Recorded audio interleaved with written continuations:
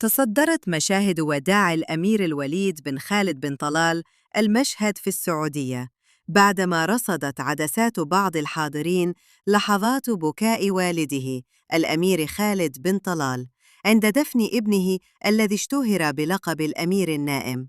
الفيديو الذي جرى تداوله على نطاق واسع أظهر لحظة انهيار الأب الذي ظل 20 عاماً ينتظر معجزة توقظ ابنه من الغيبوبة، لكن القدر أنهى تلك الرحلة الطويلة بفراق موجع لم يقدر فيه الأب على تمالك دموعه أمام الحضور. وشهد جامع الإمام تركي بن عبد الله في قلب العاصمة الرياض صلاة الجنازة عصر الأحد الموافق 20 يوليو، حيث تجمع المعزون قبل الموعد بوقت قصير لأداء الصلاة على روح الأمير الراحل، وحُمل الجثمان إلى المقبرة بمشاركة أفراد الأسرة وأقارب الفقيد وعدد من الشخصيات الذين حرصوا على تقديم واجب العزاء.